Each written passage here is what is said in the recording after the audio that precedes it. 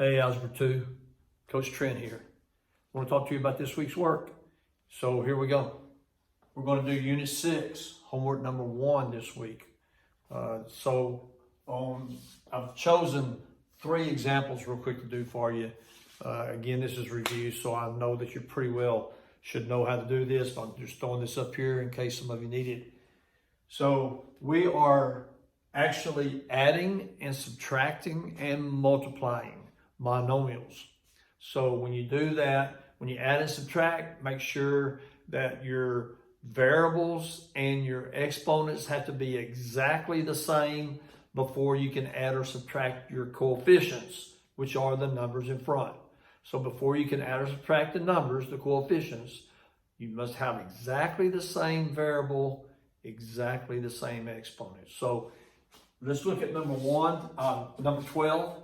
So on your first sheet of notes, we're doing number 12 on that page first. So 12b plus 8a minus 12b.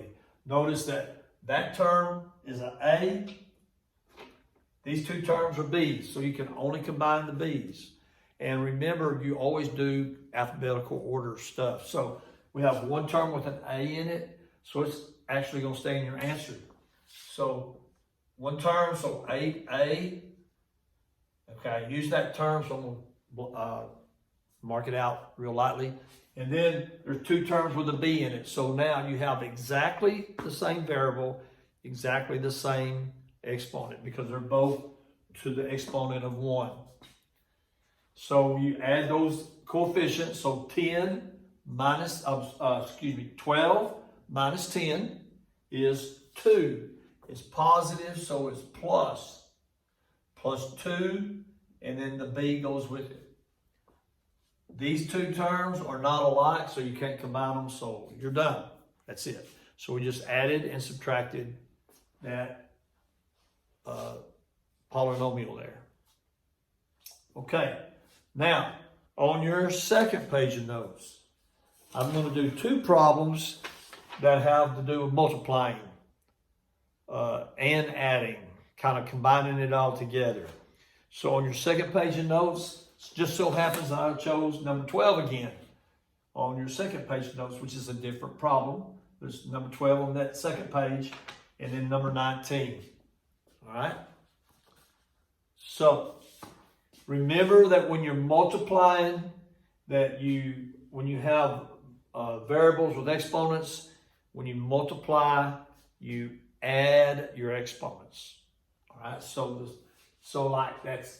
let's say, for example, the example would be x2 times x3. That would be x5. That would go with that example right there, or with that rule. Okay, so here we go.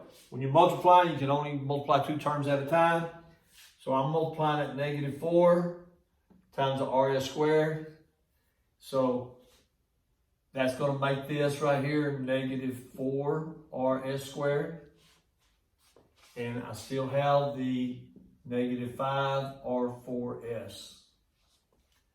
Now remember, multiply this is not like adding and subtracting. They don't have to be exact. So when you multiply your coefficients, which are the numbers. -4 times -5 is going to be a +20. And then when you multiply your variables, you add your exponents, like the rule said. So R1 times R4 is going to be R5. And then S squared times S1 is S3. So your answer is 20 R5 S3. Okay, number 19 on that second page of notes. I went ahead and tried to pick one that might have looked like one of the more difficult ones, even though it's really not. So before we can subtract, we've got to take care of this multiplication. So we're multiplying this side, and then we'll multiply that side, and then we're going to come down and subtract the 2 results. So -5 times -3 is 15. C1 times C4, C5. And D1 times D1 is D2. Remember, you're adding your exponents. Now over here, got minus, so 7 times 2 is 14. C2 times C3 is C5. And then there's only a D2, a D squared. So we're bringing that down. Now, before you can subtract, remember the rule is the variables and the exponents have to be exactly the same. And on these two, it is. So both have a C5 D2. So that means that we can subtract 15 minus 14, which is 1. But remember, we don't write it down whenever you have something after it. So it's going to be just 1 C5 D2. When you add or subtract, you keep your variables and exponents the same. They don't change. So we didn't change that like you did up here when you multiply. Okay, that's it. So there's 3 examples for your work this week. Be good. Stay out of trouble.